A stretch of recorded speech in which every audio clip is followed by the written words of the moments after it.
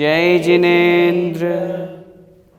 वन्दे तु सर्वसिद्धे ध्रुवममलमणोवमं गदिं पते वोच्छामि समयपाहुड मिणमो सुध केवली भणिदम्। पंच परमेष्ठी भगवान की जय।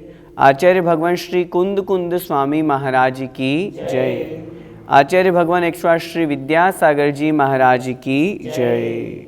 पिछली ज्ञानशाला की कक्षा में हमने समझा था कि जो ज्ञानी जीव होता है वह पर द्रव्यों को, पर पदार्थों को जान करके छोड़ देता है। जब वह पर द्रव्यों को छोड़ देता है, आत्मस्वरूप में लीन हो जाता है, उस समय वह आत्मानुभूति को प्राप्त होता है।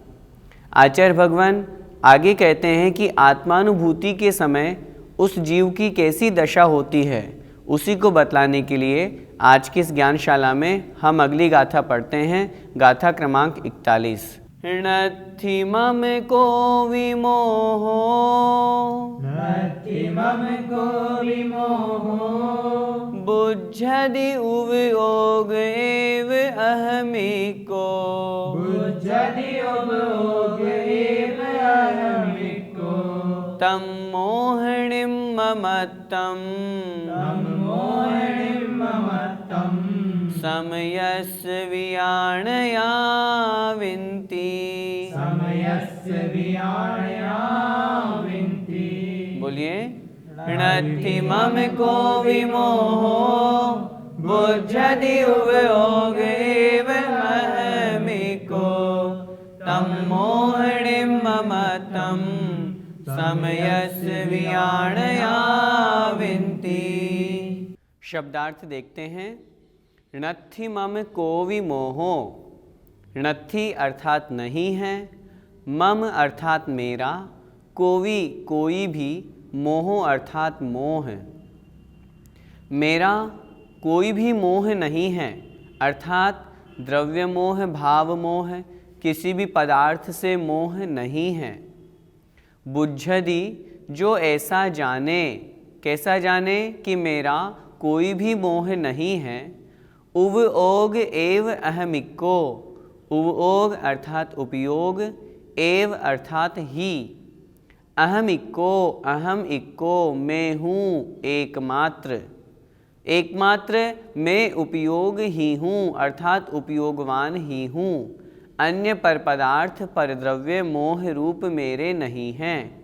जो इस प्रकार जानते हैं, तम उसको, उन मुनि महाराज को, मोहनिं ममत्तं मोह से निर्ममत्व ऐसा, निर्ममत्व अर्थात ममत्व परिणाम से रहित, मोह से रहित, समयस्य वियाणया विन्ति।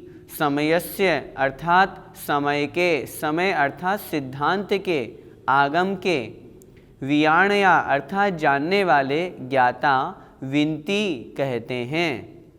ऐसे उन मुनि महाराज को जो सिद्धांत के ज्ञाता हैं, ऐसे गणधर, केवली भगवान आदि, उन्हें, उन मुनि महाराज को मोह से निर्ममत्व कहते हैं।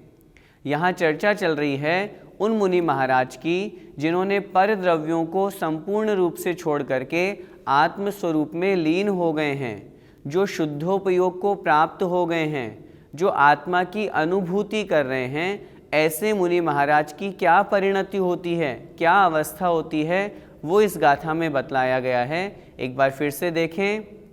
जिन्होंने नत्थि मम को विमोहो अर्थात मेरा कोई भी मोह नहीं है, पर वस्तु से, पर पदार्थ से, अन्य द्रव्यों से, शरीर से, कर्मों से, किसी भी द्रव्य से, किसी भी प्रकार का कोई मोह नहीं है। अपितु उवयोग एव अहमिको अर्थात उपयोग ही, किसका उपयोग? अहमिको में एकमात्र, मैं एकमात्र आत्मा हूँ और ज्ञान दर्शन ही मेरा उपयोग है। इस प्रकार मात्र ज्ञान दर्शन को ही जो अपना मान रहा है, उसे मान करके अन्य पर पदार्थों के प्रति जो मोह छोड़ देता है, ऐसा जो जान लेता है, तम उस मुनि को जो समय को जानने वाले हैं, जो सिद्धांत के ज्ञाता हैं, गणधर परमेष्ठी, केवली भगवान आदि, ऐसे उन मुनि महाराज को मोह से निर्ममत्व, मोह से रहित, मोह की ममता से रहित ऐसी संज्ञा को प्राप्त कराते हैं, उन्हें इस विशेषण से कहते हैं। गाथा का पूरा अर्थ देखें। जो ऐसा जाने कि मोह मेरा कोई भी नहीं है, एक उपयोग ही मैं हूँ, ऐसे जानने को सिद्धांत के अथवा स्वपर स्वरूप के जानने वाले, जिन्होंने स्वयं आत्मा को भी जान लिया, पर पदार्थों को भी जान लिया, ऐसे गणधर सर्वज्ञ भगवान मोह से निर्ममत्व उन मुनि महाराज को ऐसा कहते हैं। भैया जी, मोह तो मेरी आत्मा में हुआ है, फिर मेरा क्यों नहीं? हम आपकी बात को स्वीकार करते हैं, मोह आत्मा में ही होता है, लेकिन किस कारण से होता है? उत्तर मिलेगा पौद्गलिक कर्मों के निमित्त से। पौद्गलिक कर्म का, मोहनीय कर्म का उदय हुआ और हमने वस्तु से मोह किया, व्यक्ति से मोह किया। यह आत्मा का वैभाव है, विभाव परिणति है, आत्मा का स्वभाव नहीं है। कर्म के निमित्त से हो रहा है, इसलिए यह भी आत्मा का नहीं है। यहाँ पर आचार्य भगवान यही तो कहना चाह रहे हैं कि मोह भी मेरा स्वभाव नहीं है। आत्मा का स्वभाव क्या है? आत्मा का स्वभाव तो ज्ञान दर्शन रूप उपयोग ही है, वह उपयोग ही आत्मा का स्वभाव है। इसके अलावा मोहादि जितने भी वैभाविक परिणतियाँ हैं, वो सब आत्मा का स्वभाव नहीं, आत्मा के नहीं। यदि मोह आत्मा का स्वभाव होता तो फिर तो प्रत्येक जीव में मोह पाया जाता। प्रत्येक जीव से तात्पर्य 10वें गुणस्थान तक तो मोह प्रत्येक जीव में है, लेकिन आगे 11वें आदि गुणस्थानों से सिद्ध भगवान के पास मोह का संपूर्ण रूप से अभाव है। इससे यह सिद्ध होता है कि मोह आत्मा का स्वभाव नहीं, मोह आत्मा का विभाव है। और वो किस कारण से होता है? पुद्गल कर्म के उदय से। कर्म चूंकि पुद्गल है, आत्मरूप नहीं है, इसलिए वह आत्मा का स्वभाव नहीं। भैया जी, क्या सम्यक दृष्टि के भी मोह होता है? मोह के दो भेद ग्रहण किए जाते हैं, एक मिथ्यात्व रूप, एक कषाय रूप, जिसे हम दर्शन मोहनी और चारित्र मोहनी की अपेक्षा से भी जानते हैं। जब हम सम्यक दृष्टि जीव की बात करेंगे तो सम्यक दृष्टि जीव अलग अलग पद वाले हैं। जब हम चौथे गुणस्थानवर्ती सम्यक दृष्टि जीव की बात करेंगे तो उनके मिथ्यात्व रूप, दर्शन मोहनीय रूप, अनंतानुबंधी रूप, कषाय रूप मोह तो नहीं है, लेकिन शेष जो कषाय हैं, अप्रत्याख्यानावरण, प्रत्याख्यानावरण, संज्वलन, हास्यादि 9 कषाय, वो हैं उस जीव के, तद्रूप उसके मोह पाया जाता है। सम्यक दृष्टि हो गया तो ऐसा नहीं समझना कि उसने मोह का त्याग कर दिया। जितना पद उसने ग्रहण किया है वह जिस गुणस्थान में है उस गुणस्थान से पूर्व रूप में जो उसके मोह था, जो कषायें थी, उनका उसके त्याग हुआ। पंचम गुणस्थानवर्ती सम्यक दृष्टि जीव की बात करेंगे तो उनके अनंतानुबंधी गई, अप्रत्याख्यान गई, चारित्र की अपेक्षा से 2 कषायें गई। जब दर्शन मोहनी की बात करेंगे तो मिथ्यात्व गया, शेष जो प्रत्याख्यानावरण और संज्वलन कषाय है उस अपेक्षा से उनके मोह है। जब हम 6वें 7वें गुणस्थानवर्ती मुनि महाराज की बात करेंगे तो उनके अनंतानुबंधी, अप्रत्याख्यान, प्रत्याख्यान का अभाव हो गया, तद्रूप मोह नहीं है, लेकिन अभी संज्वलन है, इस कारण से उनके संज्वलन की अपेक्षा से मोह है। मोह कहाँ तक रहेगा? मोह रहेगा 10वें गुणस्थान तक। 10वें गुणस्थान के अंत में जब सूक्ष्म लोभ का भी समापन हो जाएगा, वह सूक्ष्म लोभ भी उपशम को प्राप्त हो जाएगी, उस अपेक्षा से वहाँ पर मोह का त्याग होगा। इस गाथा का पद्यानुवाद। मेरा न मोह पर से उपयोग मेरा, ऐसा सदा समझता बस में अकेला। साधु उसे परम निर्मम है बताते, शास्त्रानुसार निज जीवन है बिताते। इस गाथा में हमने मोह से रहित निर्ममत्व आत्मा की चर्चा की। इसी चर्चा को आगे बढ़ाते हुए आचार्य भगवान अगली गाथा में धर्म आदि धर्म अधर्म जो अन्य पर द्रव्य हैं वो भी आत्मा के नहीं हैं, मेरे नहीं हैं। इस प्रकार की चर्चा करते हैं। गाथा क्रमांक 42। णत्थि मम धम्म आदि नति मम धम्म आदि बुद्धि उवयोग एव अहमिको बुद्धि उपयोग एव अहमिको तं धम्मणिं ममत्तं तं धम्मणिं ममत्तं समयस्य वियाणया विन्ति। समयस्य वियाणया विन्ति। बोलिए, णत्थि मम धम्म आदि बुद्धि उवयोग एव अहमिको तं धम्मणिं ममत्तं समयस्य वियाणया विन्ति। शब्दार्थ देखते हैं। णत्थि मम धम्म आदि, णत्थि अर्थात नहीं है, मम अर्थात मेरे, धम्म आदि ये धर्म आदि। धर्म से यहाँ तात्पर्य धर्म अस्तिकाय, अधर्म अस्तिकाय, धर्म अधर्म आकाश आदि जो अन्य पर द्रव्य हैं उनकी यहाँ पर चर्चा है। वे धर्म आदि द्रव्य मेरे नहीं हैं। बुद्धि जो ऐसा जानते हैं, ऐसा जाने कि ये धर्म आदि द्रव्य मेरे नहीं हैं, बल्कि उवयोग एव अहमिको, उवयोग अर्थात उपयोग, एव ही अहमिको मैं हूँ एकमात्र, मेरी आत्मा का उपयोग ही एकमात्र है, अथवा मैं मात्र उपयोगवान ही हूँ। अन्य धर्म आदि पर द्रव्य मेरे नहीं हैं।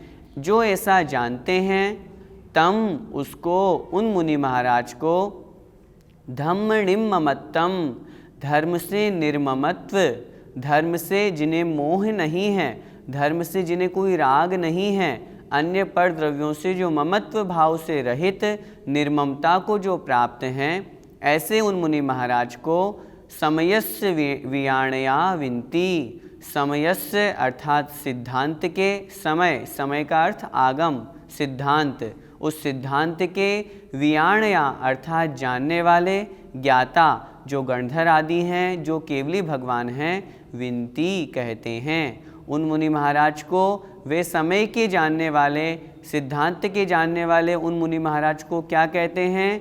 उन मुनि महाराज को धर्म आदि से निर्ममत्व कहते हैं।